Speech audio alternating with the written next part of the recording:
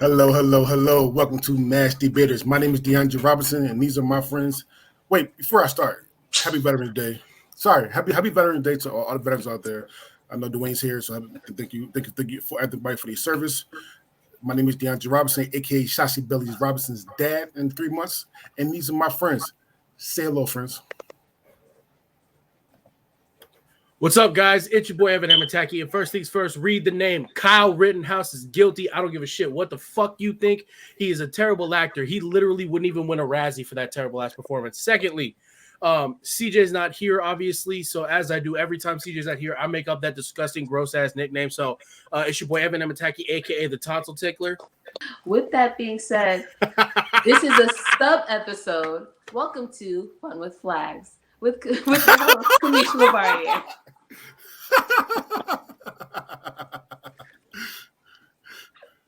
Hey everybody, I'm here again, evidently, because they couldn't find anybody better looking. Surprising. Ooh. Dwayne Meyer, the angry right-hander from the bullpen, because evidently I'm just going to take everybody out the game. Welcome to Mash Debaters, home of community debates. We debate the most unlikely topics, like the one topic we have today. Again, CJ's not here. He had to do some personal issues, but we have the Dwayne who always willing to come on and help us out. So thank you so much. All right. Again, I want to say it one more time. Happy Veterans Day. Thank you to Dwayne and CJ and everyone else who actually served on our forces to keep us quote unquote safe. Thank you so much. All right. With that being said, topic number one. This has been a whole year of bangers on Netflix. Netflix Bangers. Oh Nothing God, but Netflix. the hits. Nothing but the hits. Nothing but the motherfucking hits. So yeah, Netflix came up with some bangers. So we are doing the best series that came out in 2021 from Netflix. That is All right. not named Squid Games because we That would is have all not tried Squid Game. Squid Game. Yes, because I still haven't watched Squid Game yet. Justice for Kong Sebyok, okay?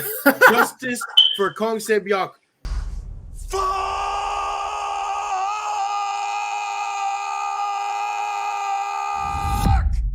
Swear words. They're the most popular and alluring taboos we have. A History of Swear Words is a fucking fantastic show. I'm going to cuss a lot during this because that's what the fuck this shit was all the fuck about, okay? So, this show is literally exactly what it is. It's the history of different swear words. They break down everything from the etymology of it to pop culture's influence. It's hosted by the greatest single-face actor of all time, which is Nicolas Cage. And it's just so good. I can't watch an episode without breaking out and laughing. There is one moot point that I had with this show, and they have 6 episodes. They cover what is it? Fuck, shit, bitch, pussy, damn, and dick. The only thing that really made me sad is they didn't cover cunt. I'm sorry, it's a dirty word, but it's also a word that I would have loved to find the etymology about. So it's a fantastic show. If you haven't seen it and you have a colorful vocabulary like this motherfucker does, I would highly recommend watching the show. Listen, I was told Evan, Cam, and I think CJ before Dwayne came on that I was going to get this I can't fuck with it. I was so ready to give this I can't fuck with it, but I can't give it to you now. You're a bitch. I don't have one at all. However, when Dwayne came and did his show, I'm sorry. Listen, that show right there is such a good show too. But however, this show, the history of swear words, is fucking amazing. It's so fucking good. It's so good. I love documentaries. And if you can do a documentary on something I like, because I love fucking cursing. All right. Real shit. I love it so bad. I love cursing so bad that I started cursing in elementary school. We had this sneaking curse in elementary school, but we still did it. All right. Bad parenting. I don't give a fuck. I still did it. So I was so ready to give this I can't fuck with it because it was well done as well. Like it wasn't just put together. It was well done. Nicolas Cage is a great host. And actually, I watched this after I watched Willy's Wonderland. God damn. White Wonderland too. So I was on a high Nick Cage feeling right now. But this is the real shit. I don't know which gonna get number 2 for me because I'm not gonna lie, I'm picking number 1. However, I know number 2 for me, either this movie, either this or Dwayne's. Spoiler alert. So I don't know which one. However, this show is amazing.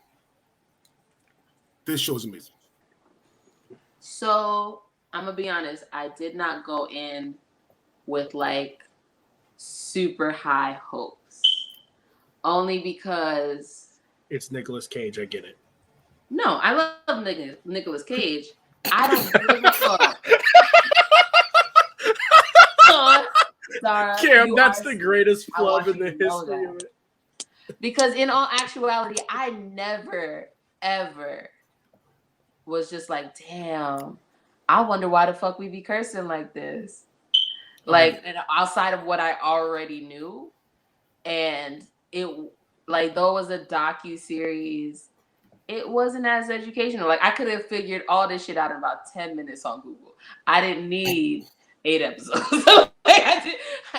Now, with that being said, they sprinkled in some cute stuff. They always mix in a little bit of comedy. That's nice. But that's not something where I'm like, yo, you gotta go on Netflix and watch XYZ to my friend. Like, I'm not gonna go tell them to watch this. That's absolutely not something I'm gonna go do. So that's how I know, like, I'm kind of just like, you know? But with that being said, it was kind of like, it was cute. It was like, it was cute, anecdotal. Like, it was nice. Like, they did like this cute little thing where you got to like talk about the word fuck for 30 minutes. That's cute. But in actuality, do you give a fuck? Yes. No. Yes. Absolutely, I do. It was cool to watch. It's cool for what it is. But I definitely could have like did without it. It didn't do anything special for me. At the same time, there was stuff I already knew, which kind of took the fun out of it. And then there was stuff I didn't care about, which took the fun out of it. So like for me, that might just be a Cam thing, but I didn't hate it, but I wasn't like, oh yeah, I'm definitely gonna watch this again. It just was like a one-off for me. I love this show. I think it was hilarious. Nicolas Cage, you know, if not Nicolas Cage, then I think only probably Christopher Walken maybe could have done it better. Just because, I mean, he's another big swearing guy, or like Sam Jackson. Like, they even devoted a good section of that fuck episode to Samuel L. Jackson. I thought it was weird that Jonah Hill is the guy who uses the word the most in cinema. Basically, just because of the Wolf of Wall Street, he dropped like 107 F-bombs and like 90 minutes of being on film. So that's good. That kind of stuff was cool to watch, because they came out so strong in that first episode, and you're like, oh man, I can't wait to see the rest of these, because this one is just mint. And then you go into the second episode being shit, and like that one, okay, that's pretty funny.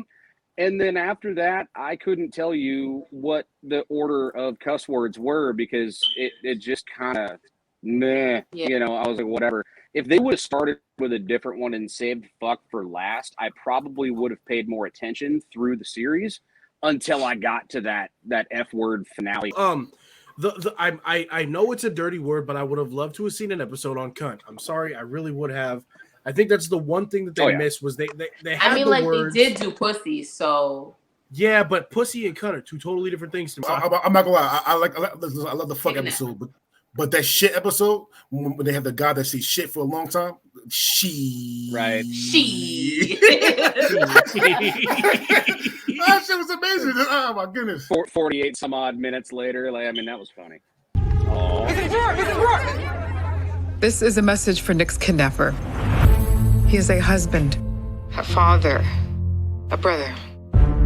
He's kind, loving, and gentle. I love you, son. You made a terrible mistake. Let him come home.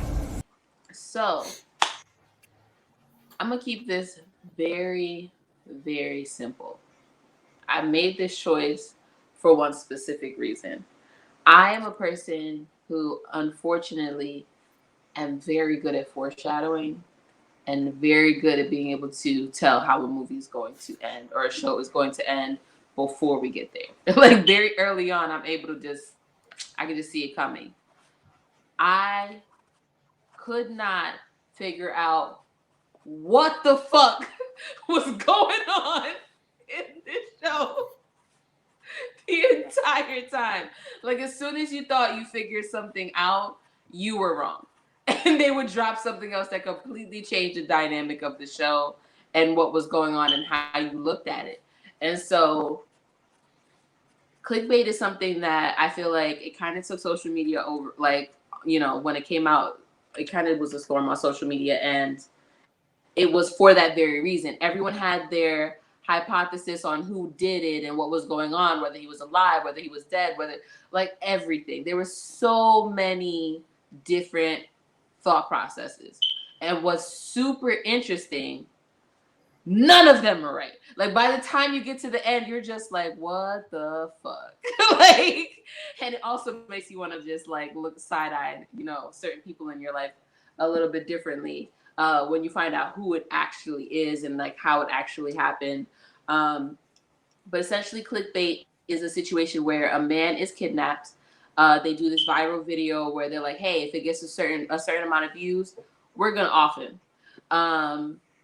And so it starts off with like the family panicking and trying to like get people to stop watching it and take the video down, blah, blah, blah. Police are trying to find him. Then it goes straight up into, okay, you know, well, the time has gone by. He's probably dead. They're trying to figure out, like, retrace his steps and figure out what happened from the time, like, he was last seen. Obviously, normal stuff. But there are a lot of twists and turns and, like, there's just so much going on that, like, I don't think I know anyone who got this correctly as far as for like, oh no, yeah, it's definitely these people. This is what happened. Here's how it happened, blah, blah. And you're able to figure it out. I don't think not a soul was able to see how the show was going to end. And I feel like that is actually very hard to do. And so it's my choice, man. That bothers me. Okay. It lives rent free in my head right here. I'm not mad at this show. I'm just not super duper into it. I found a lot of the episodes of it to kind of drag on a little bit. Maybe they included a little more than they really needed to. Some of the character development in different episodes went on a little bit longer than I think it needed to. The big one for me that kind of pushes me out of interest in a show is the application of tactics in any situation, because obviously that was my job for a really long time. So when the police surround the van when they first find it, you know, and you think you're onto something, the way that their body language and how they go about that is just absolutely wrong. You know, so I'm like, oh God, here's another show that screws it up. Like they could have brought in somebody with some experience to just run these actors through kind of what that's really going to look like in real life, and it's not going to take long to show them how to do it. Those things, just kind of the way that police work is done, you know, is not like, why was the FBI not involved in this? You know, they didn't bring in any kind of federal agency when you have something that is you know, sourced from outside the country. Then you find out it's just the internet, you know, routing using VPNs and things. Those are those stupid little details that jump out to me that I'm like, nah. It's a cool story. It develops well. It does keep you on the edge of your seat. You don't know what's going to happen next. The ending is an absolute surprise. I won't spoil it for anybody, but it will shock you. But other than that, it's really just the tactic thing that sticks out to me. Dwayne was being fucking nice. He said he ain't spoiling it. Spoiler alert, I'm about to talk the shit out this motherfucker. All right. Listen. This is a real conversation from my personal Twitter that I had. So I'm watching the shows for the podcast in 2 weeks, and one of them feels really predictable, like what Cam said. I said, I'm 5 episodes in. I got a gut feel, and I'll get back to you. One tweet later. Oh, wait, episode 6 changed my fucking mind. What the fuck? One tweet later. Oh, wait, episode 6 also reaffirmed my suspicions. I'll get back to you. And then my final tweet about the show. Okay, episode 8 fucked me up. I was so wrong. Listen. One thing about Dwayne's thing on procedures, yes, they did it wrong. How the fuck was that detective allowed to be on this case when he was fucking the sister in the first place? That's a huge conflict of interest. And he fucking though? It's whatever he had a personal like at all. Whatever Like, he had a personal connection with her outside of the situation. 9 times out of 10 they will not let you be. What is the connection? They 100% of the time. Oh, he gone. He literally said that he had an interaction with the sister before they were on the case through text. Because they were on like, Tinder again, or whatever. He matched on Tinder and they never met. That's a conflict of interest. They'd kick him off the case no matter what. With that being said, you can save it for yours, Dre. Listen, let's all think. First and foremost, this guy wasn't necessarily a saint, but he also wasn't what he was pointed out to be. This is literally Catfish, the TV show, with a lot more drama. They don't want me to spoil it. Whatever. I'm not going to say who the actual person was that spoiled it, but oh my god, right? That motherfucker. Oh, it took me by surprise so much. My biggest thing with the show is that I hated everyone bashing on Pia. Like, Pia took so much of the brunt of the shit from everyone involved, and Pia's main goal was just to find her fucking brother. I like how it jumped. Pia about was that goddamn bob. That bob was ugly as fuck. Like, that was the only thing. That stupid bob, and it got worse as the show went on. Like, she never flat ironed it ever again. Like, after she was dressed. I mean, I know that you're her about your brother, but do your hair. Like, so listen. Alexis came out and she was watching that show with me. She started watching episode 7, and so I tried to fill her in, and she's just like, "This is confusing as fuck. What is going on?" This show will take you. Piano got on my nerves, but then she said Pia. This show, oh Cam, it took me on some trips. Yeah. Whew. Fuck this show. The show's good, but fuck this show. And I don't know how they're gonna make a second season of this bitch. No idea. I don't even know if they are. I just know. I don't know if they can really. Yeah. Unless it's about a whole different family or like another like What about and like, I want to know why Priya looked like a white Dora the Explorer the whole time though. She never flat ironed that bob. Listen, Dwayne, you don't know, but you got a flat iron bob. Dora. All right. Can you say backpack? In the beginning of the show, the sister was a bitch. Sister was a whole bitch, and she couldn't dance for shit. I don't care about her hair. I do can't. She couldn't dance to save her damn life. That one scene, that shit was horrible. All right. Oh, she was on all them drugs. Yeah. Okay. And she was dumb too. She was dumb. You dumb, stupid, or dumb? So we're going. Listen, spoiler. I mean, I should have a big ass spoiler sign, but spoiler. I'm gonna get to some shit. That first episode, you found out that your brother has a video out there with him handcuffed or tied to a chair that says all these views, or I'm gonna die, and then I'm gonna die. Right? You watch this shit over and over and over and over and over again. She's like, bitch, you dead. I was just like, you watch this shit. Single-handedly put like 50 of those views in there. You watch this shit over and over and over and over again. Like, what the fuck is wrong with you? I was pissed off because of that, right? I'm not gonna lie. So they're right.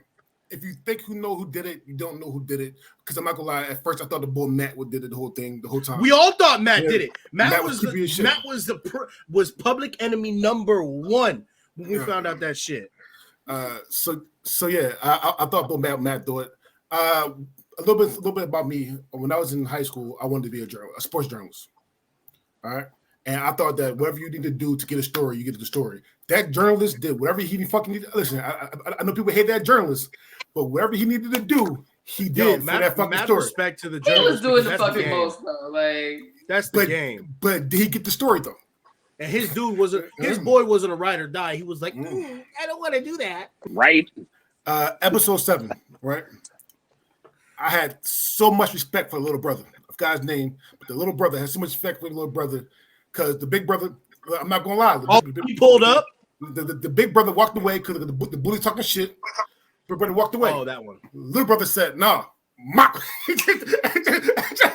just teed off on him. I was like, "Fuck yeah!" And listen. I'm not saying justified, but however, I felt good. That felt good to me. that felt good to me. All right. However, though, little brother's fucking stupid as well. All right, little brother's fucking stupid as well. You don't listen. No offense to a different race and like that, but it doesn't tell you African because you don't go anywhere by yourself when you think you think. Listen, real shit. In my hood, you don't go anywhere by yourself if you know that's gonna be dangerous. Quick story, and I told my brother, I'll tell the story as well. Right? We in foster care. It's my second. I just got out of Central Penn for the first time, and he lives in Jersey. Right, my brother is dating this his best friend's sister. They walking from home. That's violation of the code. Yeah, I'm not even a dude, and I know that's a violation of the code. No. But the best friend was cool with it. Best friend was cool with it. The best friend, my brother. Okay. Yeah, the best friend, my brother, and the girlfriend walking home from school one day. 3 guys was in back of them, and then one of the guys was the girl's ex, and it was fucking with him. So they said my brother, "Yo, we want to fight," so something like that. They want to rumble. My brother said, "Okay, we don't back down from shit. We fight rumbling, especially in those times." But there was some woods right there, and my brother went in the woods with three people, and his best friend did not go with him. Right? God is truth. God's truth. They stabbed my brother 16 times. Plot twist. What the fuck? That's a dark ass story. Why you say this shit so calmly? Hold on. They brother 16 times. So his foster sisters call me. Tell me what happened. So I go to the hospital. I'm starting over. So I go to the hospital. My brother tell me what happened. I tell his foster sister, "Do you know where his best friend lives?" They say, "Yeah." His foster sisters take me to his best friend's house. I knock on the door. The best friends come out. I punch him dead in his fucking face. Rock this shit. Cause you don't leave. Listen, if you real shit. You don't leave people by themselves. If you're supposed to be his best friend, you have to make sure he comes with you, or you go with him. You don't leave him by his fucking self. That's hood 101.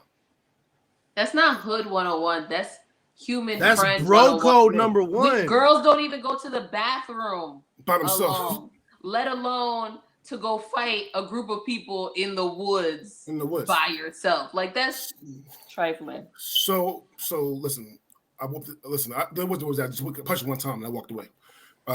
And then the guy only got 2 years. Like, I don't know what's of the East Coast when people going to get 2 years, but the kid only got 2 years. So when you say that, you don't go anywhere by yourself. And this kid in this movie went by himself to a place where he think that his dad is, or dad got killed or murked. You don't go by yourself. You take your brother with you, take your friends, take somebody with you. Don't go by yourself. And then he get kidnapped by I'm not gonna say the ending, but listen, it's good. It's a good twist to the ending. Oh my god, that twist, bro. So I'm not gonna lie. This did have a Gone Girl feel to me in the beginning. Yo, I felt that Pia did. I thought that Pia did it. I thought that Pia did it to her brother. Yeah. So you thought Pia did it? I did. I thought Pia. It was Pia or the wife. I thought it was either one of them. So, but here's the thing. I like documentaries better than I like actually cinematography. I'm not gonna lie to you, because I'm a big ass nerd. Fuck it, I'm not gonna lie. If this was just all shows in the documentary, just definitely get number 2. However, this is not real. Because I like documentaries so much, I can't put this better than all 3 of ours. However, I'm not saying this is a fucking fantastic show, though. I'm not gonna lie, and I'm probably gonna watch it again just to make sure I didn't miss anything, because I always do that shit. However, you're welcome.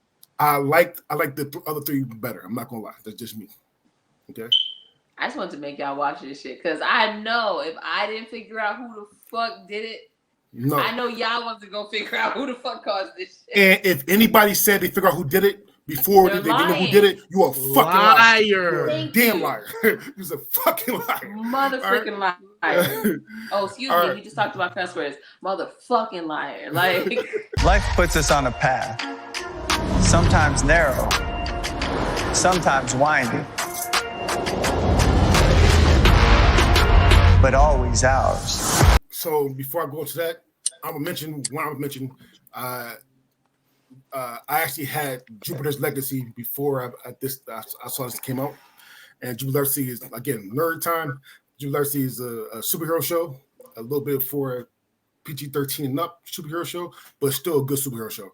I don't know why Netflix canceled that fucking show, because that show's amazing to me, but they did anyway. All right, so that's my honorable mention, Jupiter's Legacy. My show is Colin in Black and White. Now, I got the truth, only watched 2 episodes and then I switched it.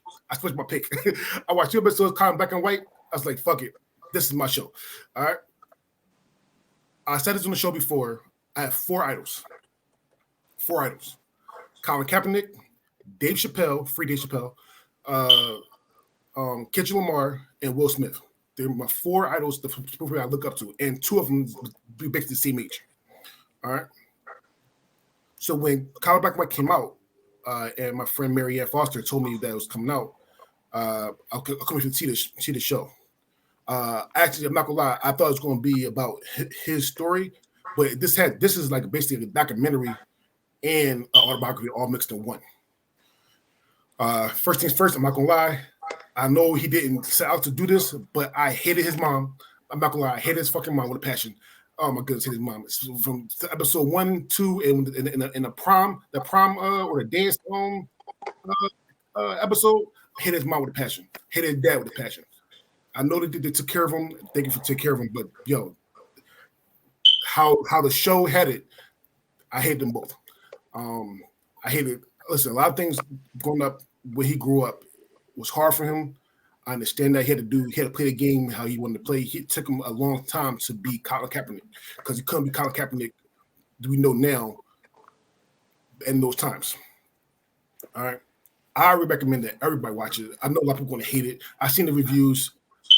Fuck Rotten Tomatoes. I've seen the reviews. But I think that everybody should watch this fucking show.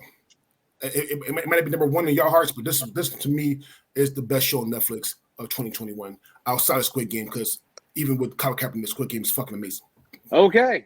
Well, let's see here. So I had a little bit of anxiety about this show.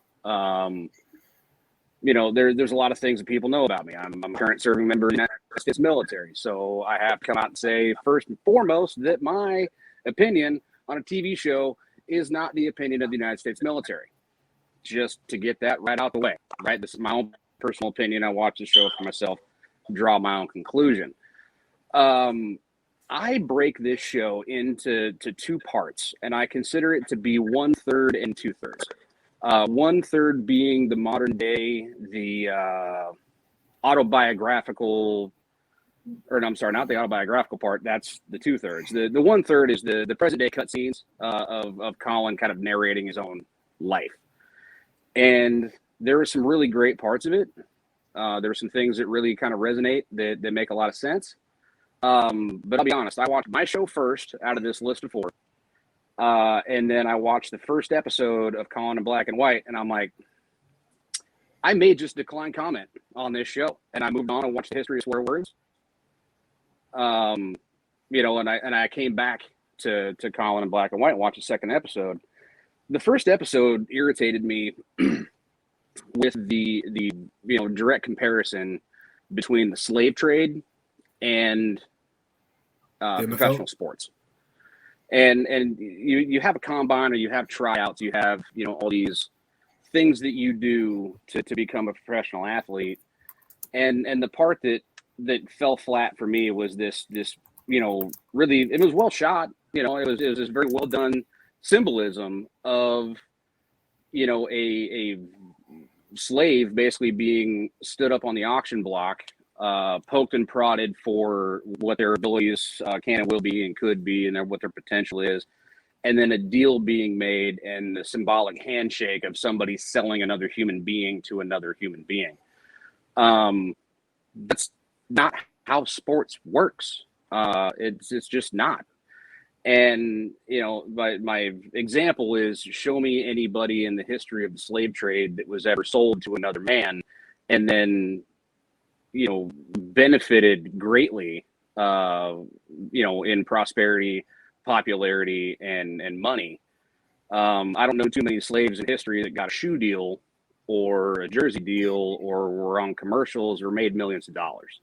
So the comparison, I see what you're trying to do.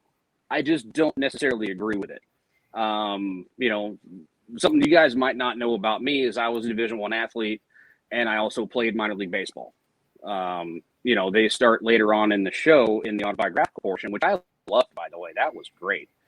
They start talking about Colin when he was in high school, and he starts getting scouted by all these baseball teams, and they say something that absolutely cracked me up. You could be the next Dontrell Willis. Well, I don't know if you guys know this about me, but I went to Encinal High School and I played baseball for 2 years with Dontrell Willis. I was his catcher. I actually brought baseball with me tonight that I hit out of the park at the stadium in Kaiser, Oregon, when I played a season for the Kaiser Volcanoes. I hit this ball so fucking far, it went over the net and out into I-5. You know, and nobody had done that but me to that point. Attempted murder. Yeah, I almost killed somebody driving down the road. Like, I mean, I was actually concerned when I hit that ball, and I thought I was going to hit like a minivan full of a family and fucking cause a car accident, kill somebody.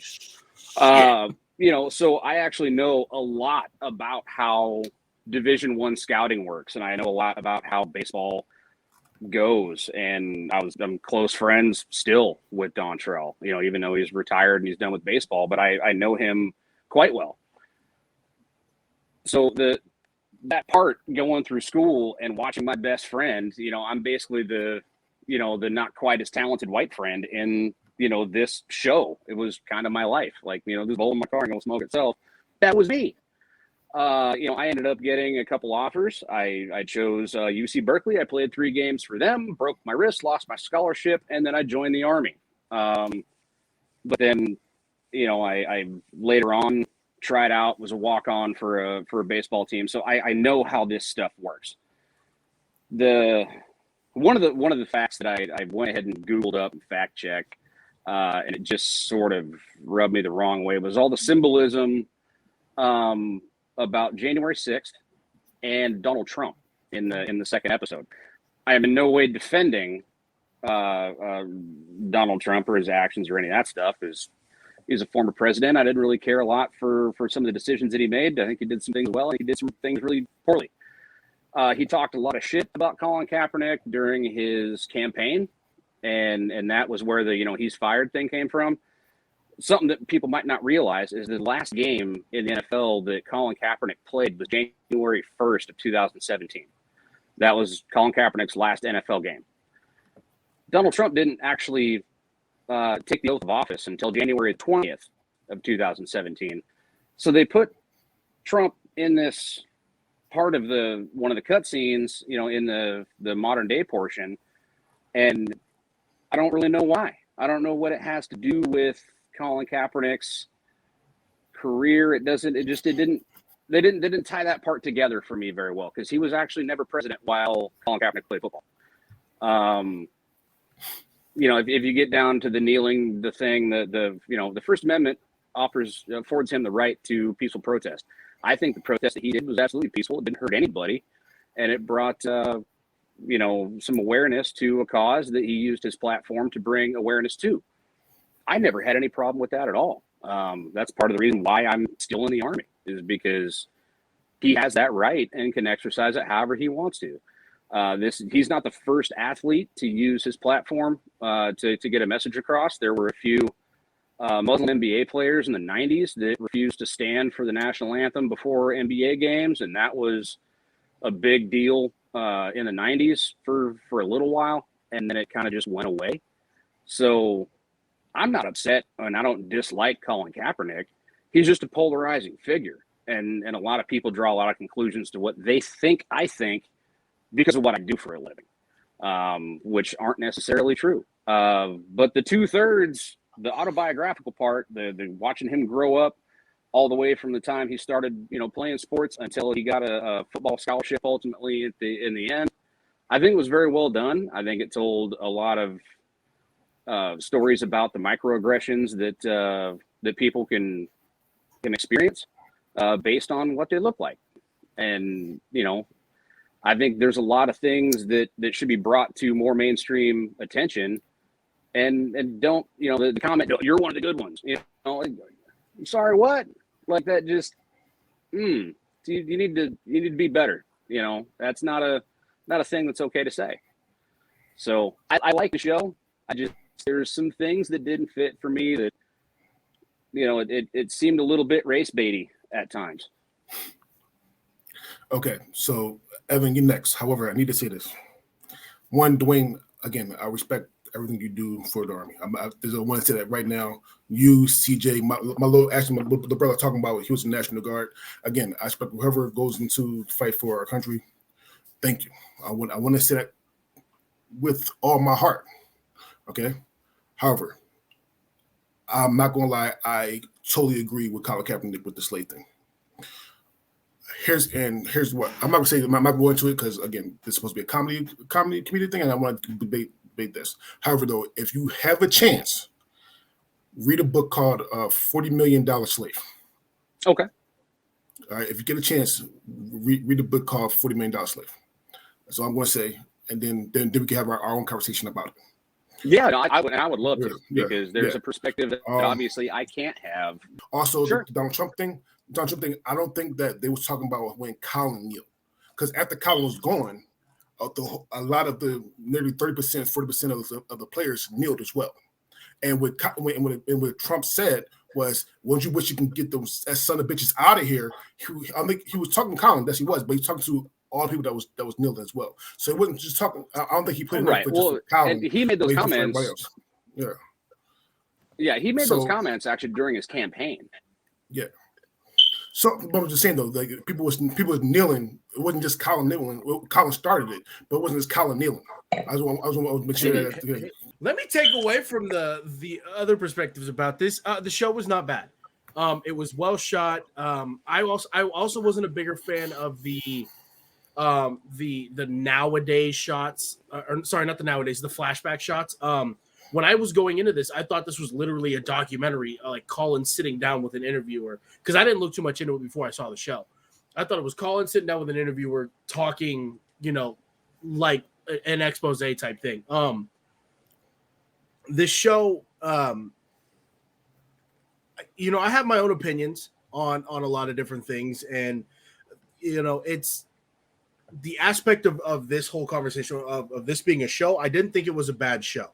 Colin Kaepernick, he showed his journey, and whether you like him or not, whether he's a polarizing figure. And Dre, you said a lot of people in the comments don't like the show, and we all know why that is. There are a lot of people in the world who think what Colin did was wrong. And I mean, we have a military serviceman literally in our video right now who said what he did was absolutely within his rights. It was a peaceful protest raising awareness. So that's neither here nor there. However, the show was good. I anticipated a totally different show from what I got, and it kind of took me by just surprised, because I wasn't expecting like a full on, like I have a cast, this, that. So it was just, it was good.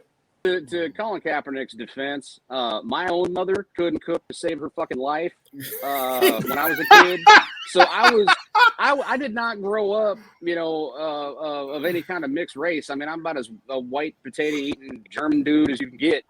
And I was putting salt on food when I was 13. So, I mean, that not every white woman can cook when you're a kid. So, yo, real shit. Listen, this was supposed to be funny, but I laughed my ass off when he went to the black girl house to do his hair, and he fed her. Oh, he got a plate. He got a plate. He said, "Don't be surprised if you put salt on it." He said, "No, this don't need no salt."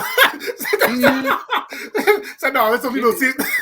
She was big mad too. She was mad as shit. She was mad as fuck. All right. No, I said, I loved it. I mean, those parts, man, I thought that was well done. It was funny. I laughed. It was good. This show is a lot and then not that much at the same time. So when Dre chose this, I was kind of just like, oh, great. We get to go through Colin Kaepernick's life, which I didn't need. Because like my thing is, I'm the kind of person, if I ever want information, I already went to go get it. Like I don't, like it's either I already know what I needed to know or it's information I didn't need to know. And so this show was kind of a weird mix between kind of like what's wrong with the sports industry and also the early part of Colin Kaepernick's life up until like he graduates high school, and like what he goes through throughout that time dealing with um, colorism and racism and trying to find himself and his Black culture while also being raised by white parents and all of this other stuff. Um, and so my issue immediately, which when I finished watching the show, and really while I was watching the show, is I understand what they were trying to do and what they were hoping to get across, but I also knew it wasn't going to be successful. I knew that it's either the people that understood would watch it and be like, okay, great. Other people will watch this and hopefully it will like bridge the gap. But I also was very aware that the way that it was done, it wasn't going to make it over the gap to the other side, and that it was not going to be understood in the way that they wanted it to be understood. With that being said, backtracking to what Dwayne said in regards to the association to sports how it is now, especially out of all the sports, especially football, in comparison to how people were reviewed for sale during slavery, and as well as Dwayne's comments in regards to like the whole Trump commentary versus like when Cap was actually playing football. I think the issue was Cap left the 49ers and then was unable to get re-signed because of things like what that were going on. Is like similar to or including Trump's comments. Because I think that clip they played was from like 2018 or something like that. So he left the 49ers, and where he was in his career, he really shouldn't have had any issues being able to get onto another team. And obviously he hasn't played football since. And so I think that was kind of the correlation that they were trying to make in that aspect. Personally, I haven't fucked with Trump since a long time ago, but I'm also from New York, and there's also a Netflix show specifically about a group of young Black men that Trump had no room commenting on. That's for another episode, though. A whole page paper? Like, we're not even gonna paper? get on that. But he really has this thing about talking about shit that has nothing to fucking do with him. I don't like him for that reason specifically. And that was before he ever became a presidential candidate, let alone where he is now, moving on. So, like, with that being said, I did find some of like the later parts entertaining, like what Dwayne said, as far as like when you actually got into him in high school, him choosing between baseball and football, his like all of that was cute, funny, well done. But that first third was very polarizing. And so I don't think it had the effect that they were hoping for when they put the show together. And I could kind of see that straight up from the rip. Like, as soon as I was watching it, I was like, okay, I see where this is going. And so with that being said, it's definitely going to be a hate it or love it situation for this show. And unfortunately, I don't think it's going to reach the audience they were hoping, which in that situation, I then feel like the show is not successful if you can't get the message across to the audience that you were hoping to reach. You know what I mean? Like, to tell certain people what they already know doesn't really help you. And so that's my only situation with this show is I feel like it's never gonna like reach the audience that they were hoping to reach in the way that they were hoping to reach it.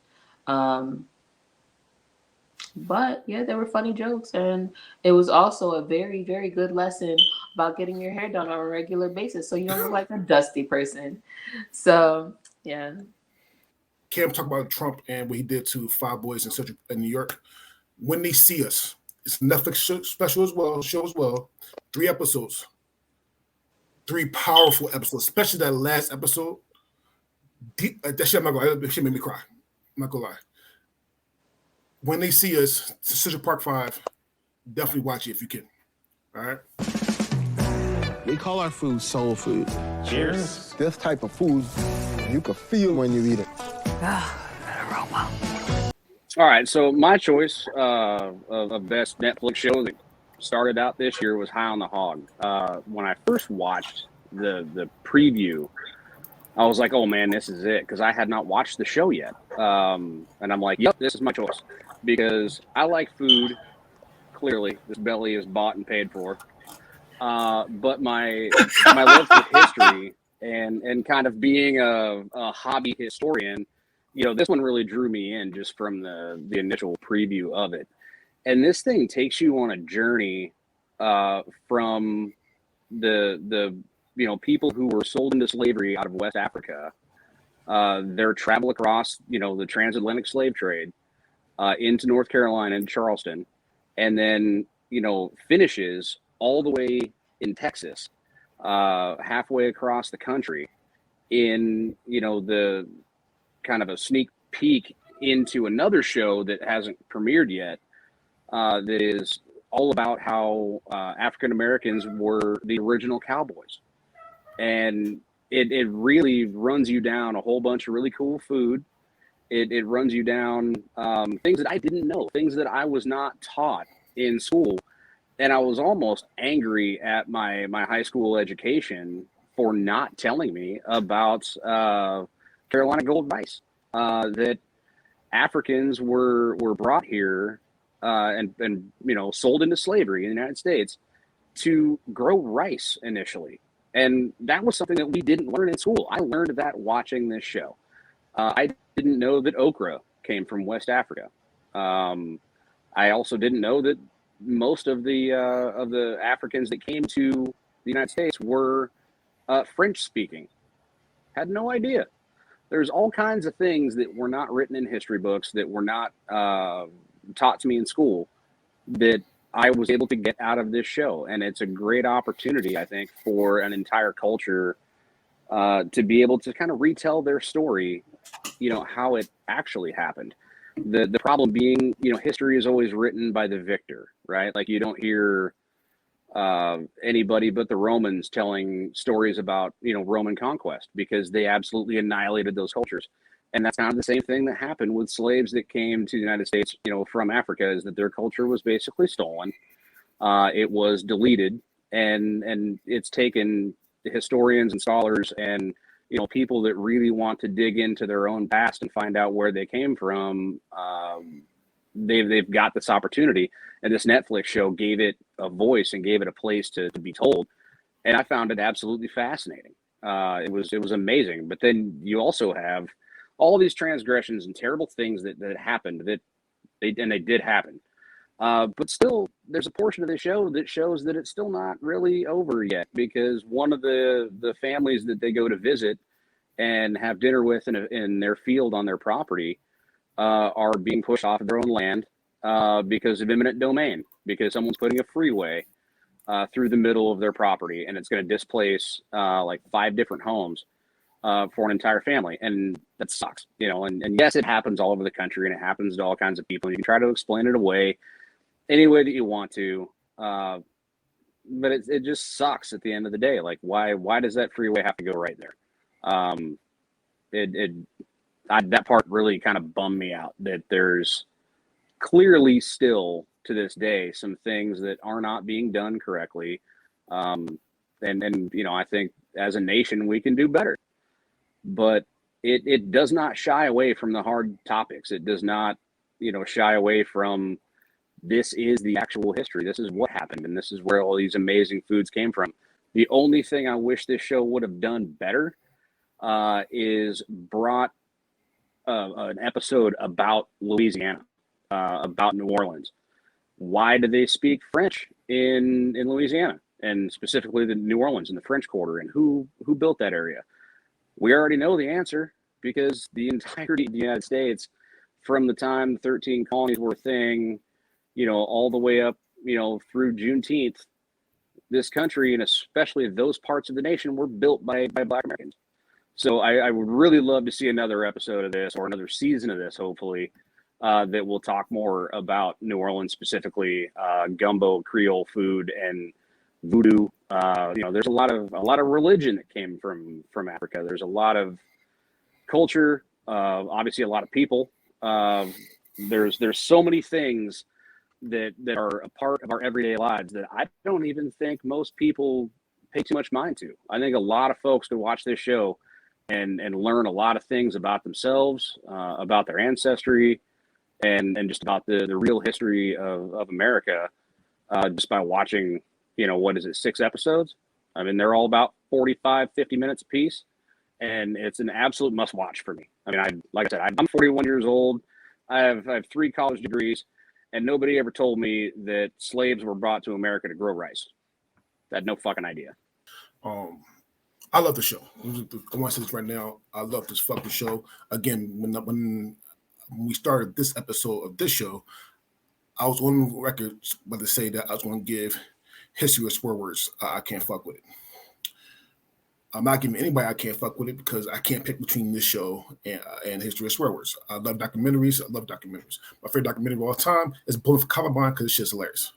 It's a bad situation, but the actual show is hilarious. The movie is hilarious. Not Columbine's hilarious, but Bowling for Columbine is the movie. The documentary is fucking hilarious. I'm giving them. Listen, Michael Moore did his thing with that one, so it is what it is. Certain things. So you said you wish they would do a little more on Louisiana. I'm not gonna lie. I kind of wish they would do a little more on slaves and pig. Chitlins and pig feet. You don't know the reason why Black people love chitlins and pig feet now, because during slave times, that's the only thing we could eat. That's the only thing they would give us. I'm not a big fan of Thanksgiving. I said it before. I'm not being Christmas. However, if Christmas was I'm not a big fan of Thanksgiving. I'm not a big fan of Christmas. However, this year I will be celebrating not Thanksgiving dinner. I'll be having not Thanksgiving dinner with Emily and Sasha and her son. And I'm going to make it chillins. I love chillins. Yes, and Cam give me that look because she don't like chillins. People are iffy on that. However, the only reason why we eat chillins is because of what happened in slave times. My mom eats chicken beaks or chicken feet. Sorry, chicken feet. All right, like literally just eat chicken feet, boil them and put salt, accent salt on them, and she fucks them up. But that shit disgusting to me because I hate all feet. Your feet, my feet, Jesus' feet. I hate all feet, and that shit's nasty to me. And fair. But that's what we could eat when we were slaves. That shit just was passed down. So no feet, but definitely butthole. It wasn't butthole, it's intestines, and you clean the intestines. Don't judge my life. Now, all right. So, but yes, I love chillins. But the reason why people love chillins to this day is because of slavery time. And yes, this documentary or the series brought back a lot of stuff, especially from that first episode when he went to the burial grounds and he got really emotional. He started crying. That shit hit home for me. The okra, rice, like everything, the mac and cheese. I actually didn't know about the mac and cheese, but mac and cheese. So much information in this show that I love so much, and I haven't heard of it at all. All right, and I love this show. The show's fucking amazing. The only thing I wish and I hope they have season 2 because they only have 3 episodes for this. At least another 3 episodes for this. No, there were 6 because one of the episodes covered pig feet and it covered why the term "high on the hog" was coined a term. I'm not gonna lie. On my Netflix, only have 3 episodes. Oh, no kidding. Okay. Yeah, God is true. I will screenshot it. Only have 3 episodes. Oh man, no. Like honestly, go back and watch the other 3 because there's 6 episodes. They're all about 48 minutes apiece. Yeah. And there is an episode. That's why I was like, "What are you talking about?" Because they did a whole episode where a lady made pig feet and did the whole thing, and they got to eat it. But it was only one episode. On Netflix, I only have the first 3 episodes. I'm not, or 3 episodes. I'm not sure the first 3 episodes. You need to pay your Netflix bill, homie. Fuck that. Anyway, so he's not wrong. On my Netflix, it's 4 episodes. That's weird. Okay. So it's 3 episodes and then it's a trailer under it. So I only got 3. However, the 3 that I watched, I did not see those. So maybe I gotta watch it again. And if they go into more of that situation, you might actually I can't fuck with it later down the line. But that's did you see the Texas episode, the Texas barbecue and Black Cowboys episode? Because that was the final episode.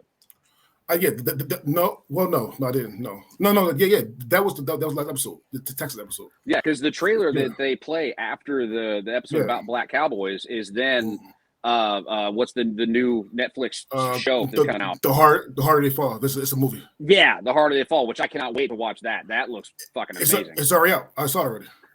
Is it? Yeah, it's already out. I need to go it's see already that. out. It's fucking amazing, by the way. If you haven't seen that one, no, I haven't seen it yet. I gotta watch that. You definitely should watch it.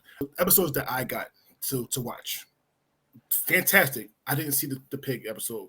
Also, what you said about the reason why I want to go first now, because what you said about the stuff you didn't learn when you was in school, they're trying to stop that now,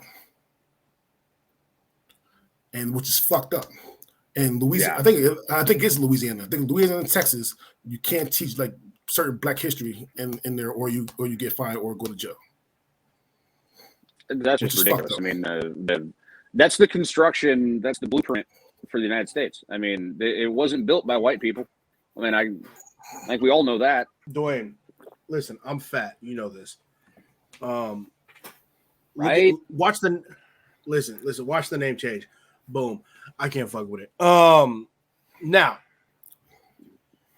you are 100%. That's the first one I've ever gotten since I've been on this show. That's the first I can't fuck with it I've got. So you kind of put it.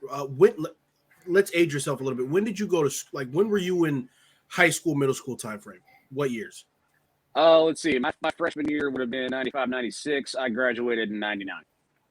Okay, so I graduated in 2011, and I didn't know any of this shit either. So what we have to say is the American school system is a fucking failure.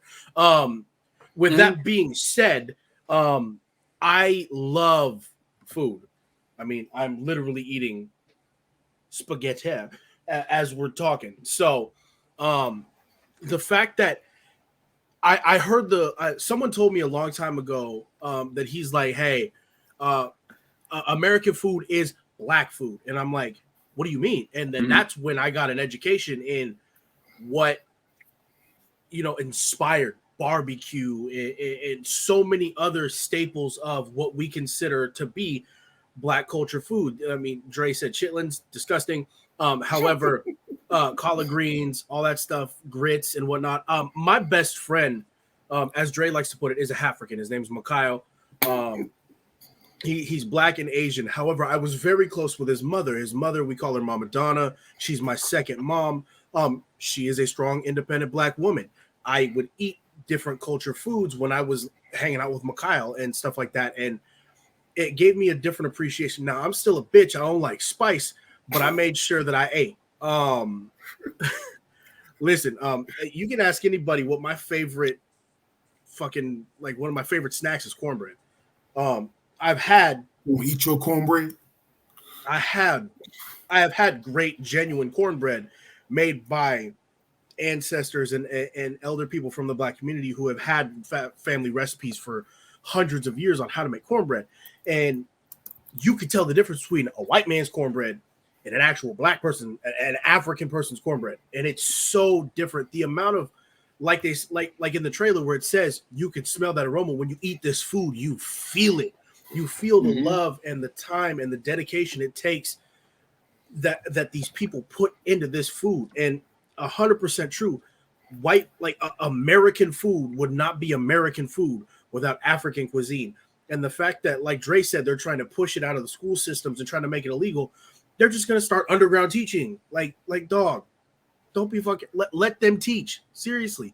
We are already undereducated. We are already under like we don't have enough knowledge of the human race and the history of this country, the dark history, all that stuff, to the point where it makes us sheltered. It makes us, for lack of a better term, us white people privileged, because we don't learn about a lot of the negativity and the blood, sweat, and bodies that built this country. So this show is a great look into why they call white people what's that fucking the colonizers, because they take over a specific, they take something from another culture, they streamline it and call it theirs and try to eliminate the history. And it's fucking sad. This show was fantastic. It made me hungry. I ate. So, Dwayne, thank you for picking the show. I can't fuck with it.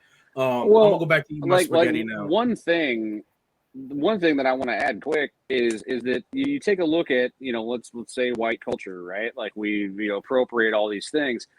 One thing that Germany does well, and I looked this up to make sure I wasn't full of shit by thinking this, is that Germany teaches the transgressions that they, made against the Jews in World War II. You go to school, you learn what Nazis did. And wow, they don't teach Nazism, but they tell you these are the things. This happened in this country. We did this shit to these people, and we don't embrace it that way here. Where I think if we taught, this actually is the history of our nation, the road to doing better is knowing exactly what went on and exactly what did happen, and own it. And just learn from it, and don't do that dumb shit again. Like, if you don't know what happened, you can't not do it again. This was already on my list to watch, just like what would have been CJ's choice, My Name. Much less disappointing than My Name. You're welcome. Boo, CJ. I'm sorry. It's not boo CJ, but because again, it was already on my list, so it's not really CJ's fault, but we'll talk about that another day. This show, I feel like, is really great for everyone. But I feel like this is specifically great for African Americans who felt like they were detached from their culture. I know a lot of African American people who really wish that they had ties to some type of culture for themselves because they don't feel like they have anything. And so I feel like this really gives them a way to realize that a lot of the stuff that you do eat, see day to day is in fact your culture. I definitely agree with the statement that is said in the show that African American culture is pretty much American culture. Because at the end of the day, if you think about it, America is a melting pot. And outside of African American culture, you pretty much then bleed out into French, Italian, Caribbean, Polynesian. Like you end up in someone else's territory. So in most cases, outside of, like, as far as for normal food that that is eaten on a day-to-day basis, if you're not eating Italian food, when you eat spaghetti, or French food or Irish food when you eat potatoes and whatever it may be, you end up right back at essentially what is that? Essentially food that is African American. The only thing is African American people are the only people who didn't call their food African American food. It's called, soul food, and given a whole bunch of other names, never given the label African American food as, every other cuisine is. And so I feel like that is it's definitely a great watch. I personally, because I'm Caribbean, there's a lot of things I can relate to, but at the same time, it's kind of just like, this part isn't for me. Like, it happened a little bit differently. Pretty similar, but a little bit differently. And so it's definitely still a great watch. There are definitely point in times I'm just like, wow, this actually is making me feel a little bit emotional. And it also just reminds me of stuff that I know that I wanted to do that it kind of brought back to the forefront as far as for like bucket list type things, like going to Africa, and going to Benin and seeing, you know, where like a common path for the slave trade was, where people like you would have to. It's a four. I think that he said that was like a 4-day walk, which is crazy to think. And I'm just like I think like even if I trained in ahead of time, I don't know if I'd ever be able to actually do that. And so it definitely goes through a lot of things in the beginning, and then it kind of walks you through kind of like the growth of the African American person throughout history. Um, Continues to remind me that though our founding fathers were, you know, enterprising and, you know, amazing in their own way, they're also still misguided and kind of horrible people. Um, but, and that's kind of the thing, what's the norm and what's legal at the time doesn't always mean that's what's morally correct. And it kind of reminded me of that because there are people like George Washington and Thomas Jefferson who did some things that are just like really like morally egregious, but at the same time completely legal at the time. And so, and you kind of understand like their point, but it's very conflicting for someone who's sitting here now, you know, 100 and something years later, and reaping from the benefits of both sides of that situation. And so it's definitely a weird place to be, but the show is definitely, it definitely kind of like reminds you that how like we're not as far as you think. Um, and things like this unfortunately will be needed because like Evan said, this is the kind of stuff that is one already wasn't really being taught in detail in school and is being removed. And so I feel like things like this will become more and more important as time goes on and as you know it gets removed from the school systems, and unfortunately I feel like they will be successful in that.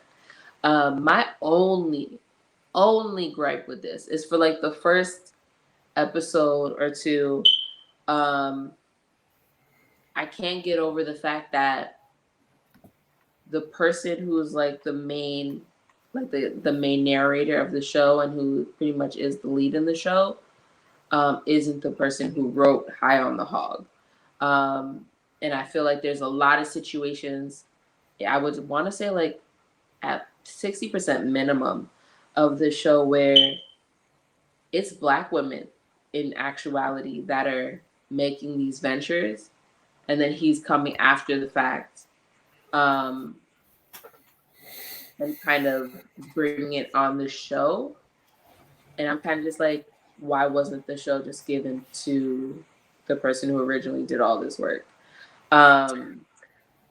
With that being said, it's kind of like it is what it is. I know that in the culinary industry, the male voice is more predominant. There are more male chefs than there are female, and I know that that is what it is. But at the same time, it's kind of just like, you know, addressing one like issue and you know undiscovered part of the culinary industry while also kind of like ignoring another issue. And so that part kind of bugged me because like literally the person who wrote the book that inspired the show that he's doing had to like translate for him. I'm just like, you didn't even bother to just learn French before you did this. Like it wasn't like you could have did it. Obviously he had her permission. She's in the show. It's like it's not, you know, as if it was stolen or anything of that nature, but that kind of bugged me because I'm just like, you didn't need to be a part of this at all in actuality for it to be the exact same show. But it is what it is. So that was my only gripe with it. But other than that, It's an amazing show. I'm very glad that I watched it. I have already, in the time that I've seen it, suggested it to someone else, so I know that I like it. And so, yeah, it was an amazing pick. And so I'm really glad that it was brought up because it was on my list, and it probably would have waited. I probably would have waited like at least another month until I got to this, and I was able to watch it now, and I don't regret it at all. It was a good use of my time. So I do want to do this. So people love, our audience love Rotten Tomatoes. I don't know why. However, I'm going to do all Tomatoes four. is trash. I fucking hate Rotten Tomatoes. However, I'm going to do all four because I have them right here. High on the Hog. It's 100% on the tomato meter. So Rotten Tomatoes love High on the Hog. The audience got loves something it too. right finally. The audience loved it too. 87%. All right. History of swear words.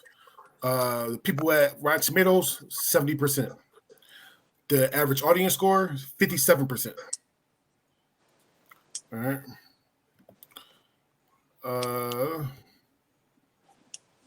Clickbait. The average score for people that work out Rotten Tomatoes, 58%.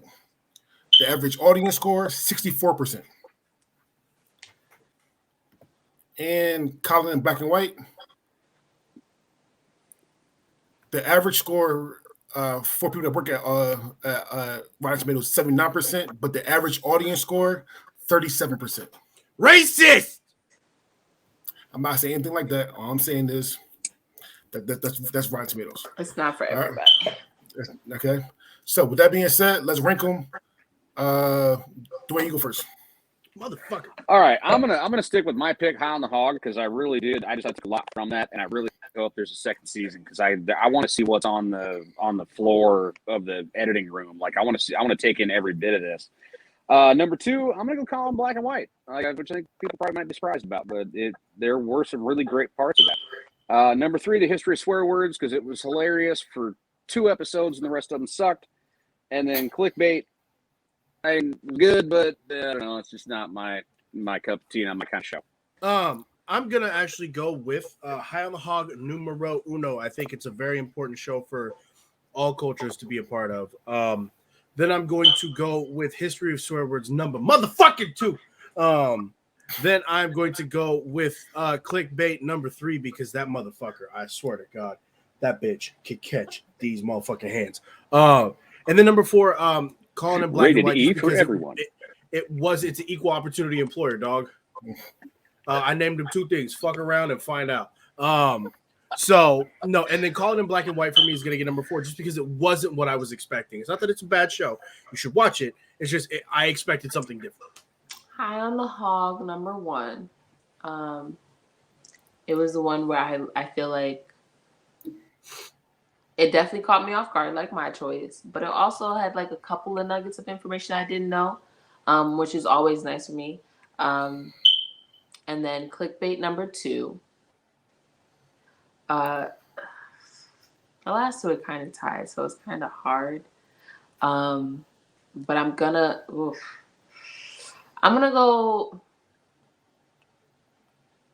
I guess I'll go Colin number 3 and History of Swear Words number 4. But that's where it's very close. It's like 49-51 on that. All right. So just like Cam, my second and third one is very close. And then I gotta think about it real quick. So number 1, I'm going Colin black and white. That's just who I am. I think it was overall, you weren't gonna let me go undefeated, were you? Oh no. So Colin black and white definitely number 1. All right. How it was made? Like I said, it's from the. It felt like an autobiography and a documentary all mixed in one, which I love. All right. If I could choose between the 2, I will go High on the Hog number 2. High on the Hog number 2. It was fucking amazing. I had to find the other episodes. Now on Wikipedia, it only says there's 4 episodes. Only 3, but Wikipedia says it only has 4. I know you said it has 6, but I didn't see any of those. 4 makes the most sense because 4 is what's on my. I could have got the numbers wrong on that. Yeah, because I know there was one show had 8 episodes, 2 of them had 6, and I think mine did have 4. Yeah, he's about an hour dyslexic. So Colin Back Writing 1, How to Hog 2, History of Swear Words is 3, and listen, Clickbait's only 4 because I like documentaries more than like actual cinema. If this was just all cinema, hands down, this would be number 2. So thank you for coming and watching and all the comments. Thank you to Dwayne's wife and Travis and Marianne. Thank you everybody for commenting. Thank you so much, Dwayne. Thank you for coming on again. We hope to have you on again. And actually, when I said that, you come on. So hope you have you on again. So Dwayne is now setting the record for guest appearances. That is no longer that for someone who is not a host. I'm because like Cam surpassed that. Starting this week actually, and we have a flyer for you, a good flyer for you. We will start our annual, because it's the second time, our annual toy drive, toy sock and pajama drive we did last year. It actually was very, very cool last year.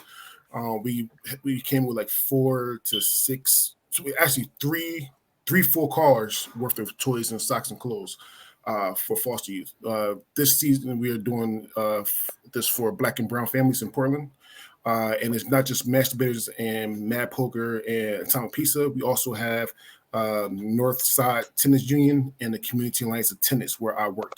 So the 5 companies will do this together. So if you want to donate clothes, pajamas, and socks to us, please let us know. We'll get you information. And again, we have the flyer for you starting next week. With that also being said, starting next week's episode, we're talking about all conversations, no debates. So we're talking about metaverse. And we get a little bit more into that next week. And we also talk about our favorite 90s video games. And that bullshit ass rule that DeAndre has that Perfect Dark is better than fucking GoldenEye. Perfect Dark is better than GoldenEye. We'll get into that. Calm down. I don't know if we can be friends no more. Were we talking about the N64 version? Yes. Perfect Dark was Fall on your knife, GoldenEye. Bro. Fall on your knife. Listen, that's a hill he's willing to die on all the time. So with that being said, my name is DeAndre Robinson, and this was a interesting show. And these are my friends. These are my friends. Say goodbye, friends. Once again, it's your boy Evan Hamataki. Thank you for coming in and watching. To channel CJ one more time. Once again, my name is Evan Hamataki, aka the Intestine Inspector. Jesus Christ. Please stay tuned to next week's episode. It's gonna be interesting. We'll look at Cam's face. She loves me. It's your girl Cam. Thank you for tuning in. Thank you for all the people who commented and made this show even more hilarious. Love you guys. Also, do want to mention, since Evan has changed his name, Kyle Rittenhouse is definitely guilty as fuck. With that being said, you have a good night. Dwayne Meyer, yet again. I'm actually really happy to be here. I like doing this every time. You guys are fun to be around, fun to hang out with. I'm gonna have to throw a barbecue or something at the house. I have all you guys over anyway. But I mean, hey, CJ is not here, so I guess I'm now your resident guest star. Also, before we go, thank you again, but happy Veterans Day. Thank you, everybody. Shout out to all of the vets.